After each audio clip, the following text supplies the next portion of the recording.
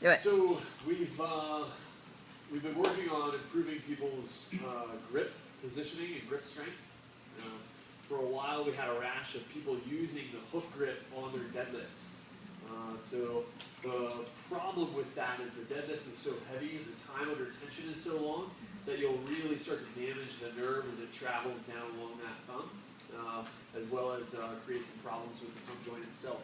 So what we want to do is start to improve people's grip, remove that requirement to use the hook grip on the deadlifts.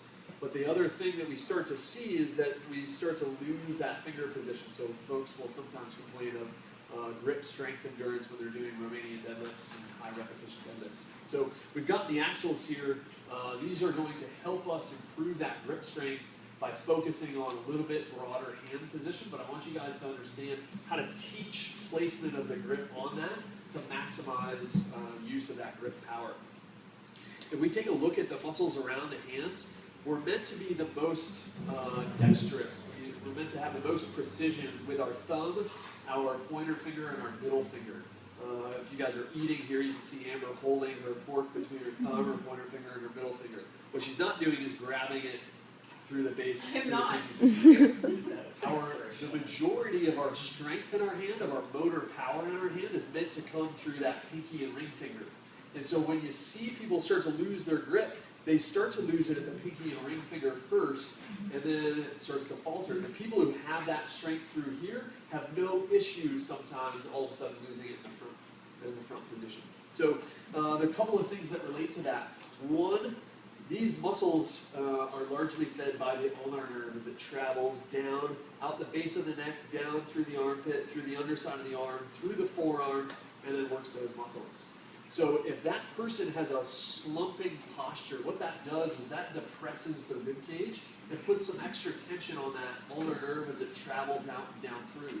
So that extra tension is going to shut off how much blood supply goes to the nerve, which means it won't be able to feed the muscle quite as well. So the first thing we have to get in place is a big inflated breath, a good shoulder position. If they start to lose this position, their grip strength doesn't stand a chance. So we've got to make sure that we've got this first. From there, we want to make sure that we put the right placement on the bar. So the axles here are a little bit thicker bar.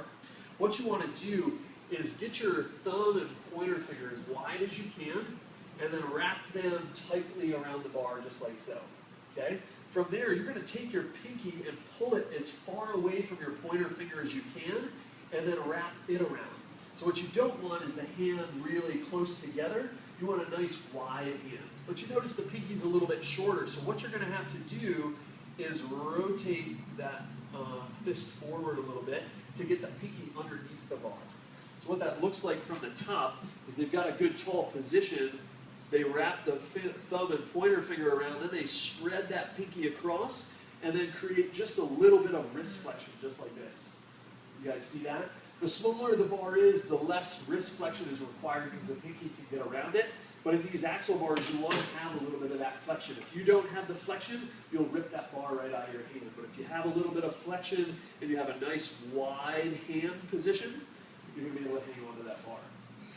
Does that make sense? So, big breath in, big tall posture, thumb and pointer finger as wide as you can, pinky away from the pointer finger, and a little bit of wrist flexion. And we've got our grip positioning, and they'll have to just improve their grip strength through that. Cool? That's good. We can stop that.